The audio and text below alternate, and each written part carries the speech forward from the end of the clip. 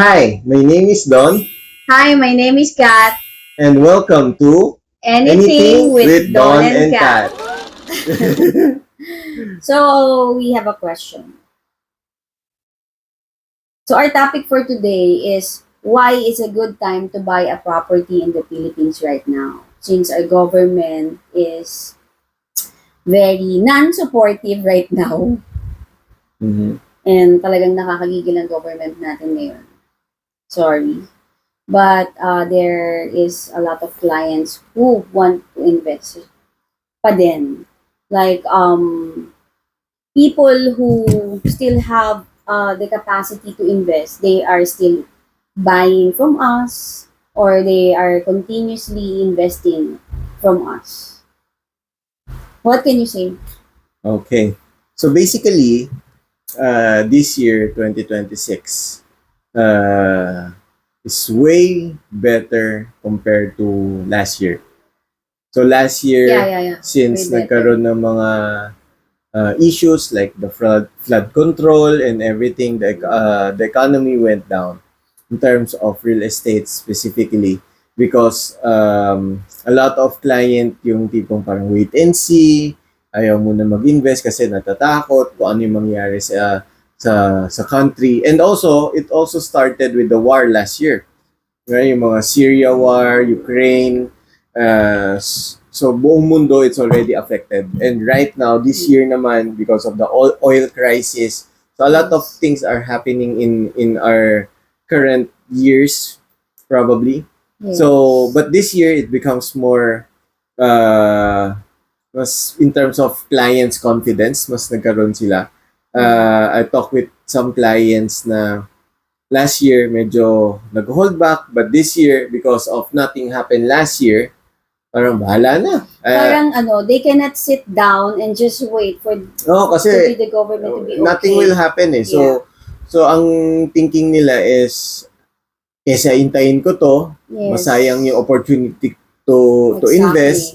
So right now they're going it kasi whatever happens in the future, mawawala din naman to eh. And there will always, sabi nga nila, there's don't don't waste a good crisis. Yeah. So every day, every year, kahit if you look at way back yung mga historicals naman natin, yung mga panahong na-impeach si Erap, yung mga nagkaroon ng war sa Syria or sa Iran or whatsoever in the other world, nung nagkaroon ng COVID, everyone, there's always a happening every year.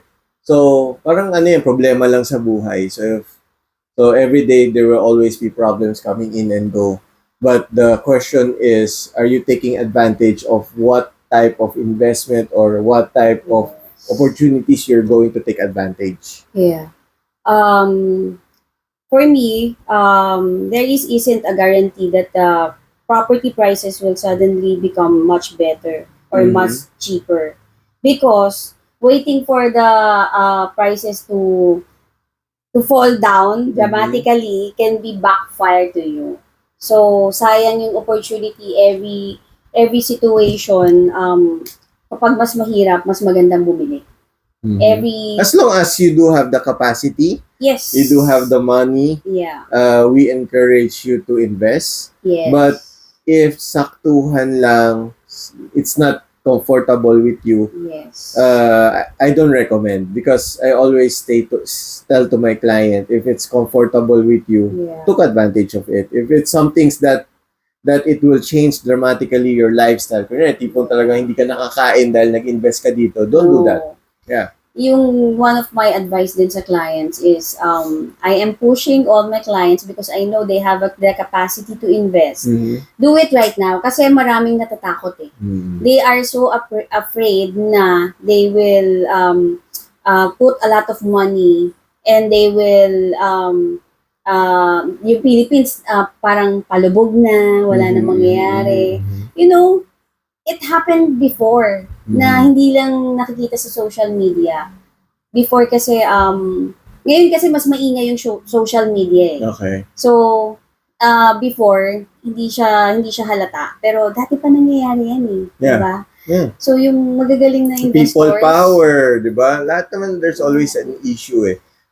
Nung mga panahong nagkaroon tayo ng mga government officials din naman na nakulong, or Mm. even in different cities of Metro Manila right now, di ba? Nagkaroon ng mga nakawan. Yeah. Yeah, even in other country as well.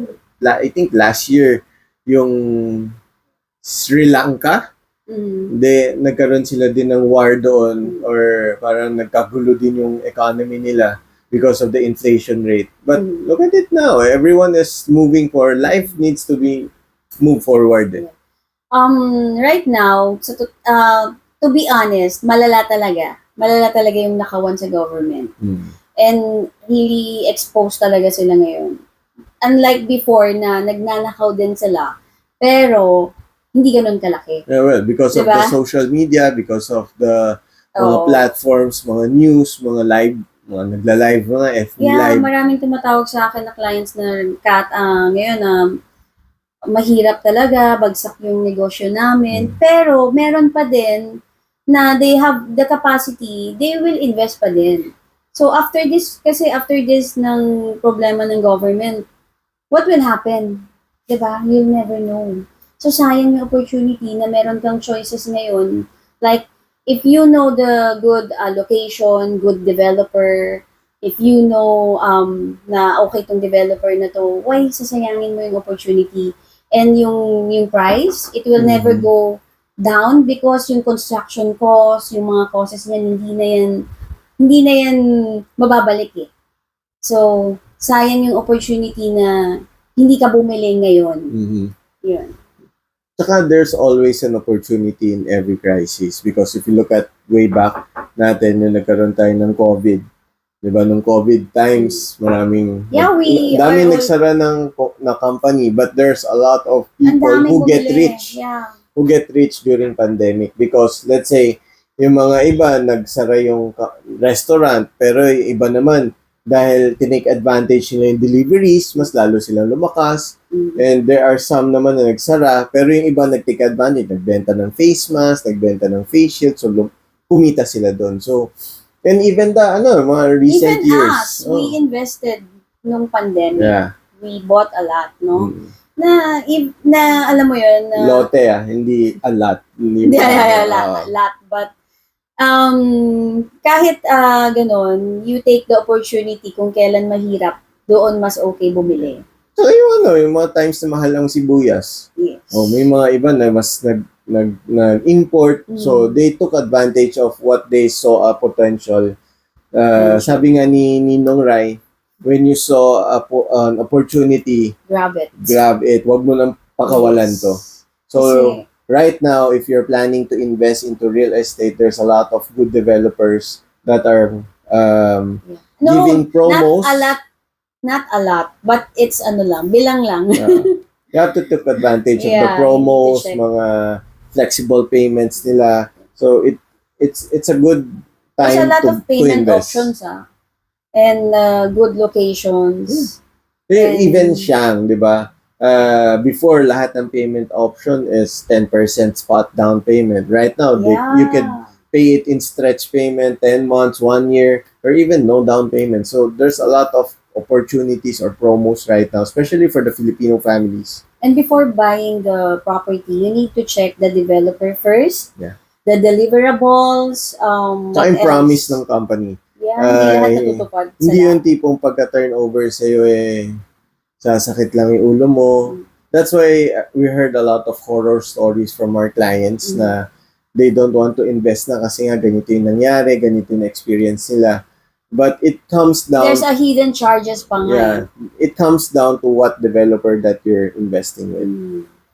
So always study, do your own research as well, and go for a reputable company na alam mong may tutulong sa'yo, or someone who will get an action when something happens, or may It's like when you're looking for a job, it's like the same with the investors. You need to study ano bang meron sa anong company yung company na papasokan to. mo. Like, hindi lang magbe-benefit sa akin, sa mga kasama ko, and for the rest of the years. So, you need to think a lot about, and you need to research.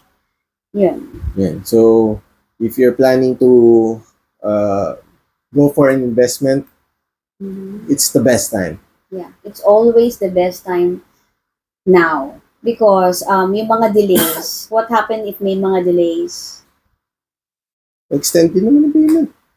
No, what I mean is hindi ka makakapili ng magandang options like baka nakuha na ng other clients yon. Yes. Like yung matagal mo nang gustong unit, nabili na ng iba. There's no, the good thing about real estate kasi is that no two-person can occupy the same type of investment. Yeah. So let's say for a condo unit, you want the specific floor. Let's say you wanted 35th floor, and then you wanted the corner unit that is facing on this side. You're the only one. Yes. Unlike with other investment, let's say you go for stocks, you go for insurance, you go for other mode of platform, they can buy. Let's say, pwede kang bumili ng Meralco shares. Let's say for stocks, you can buy 1,000 shares of stocks today. Tomorrow, your friend can also buy 1,000 shares of stocks of Meralco. Yeah, not same. Yeah. Unlike with real estate, wala. Kaya naubos yung supply. And actually, wala kang lugi. It's always worth it. Why? Real estate, kahit anong mangyari, hindi naman mananakaw sa iyo yan eh. Pwede mo siyang ipamana. It's an heirloom investment. Especially with Shang Properties. Not just a bias lang na, you need to study them, of course. And we can help you. Like, makita pa lang yung showroom eh. Imagine that, kung ano yung detail nung nasa showroom, Yeah. same with the deliverables that we can give you.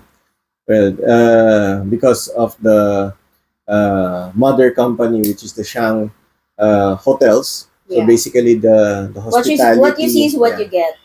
Because of the experience in terms of services. Yes. So basically, they are just putting it into the residential form. Yeah. Yeah. Walang sakit ng ulo, guys. No? But remember, there's no perfect company. There's no perfect Yeah. company, but I can say, mahirap magsalita eh. I can say na hindi sasakit yung ulo nyo kapag inaral nyo yung developer na bibilhan nyo. So, that's it. Yeah. Okay. So see you next time. Bye. Bye.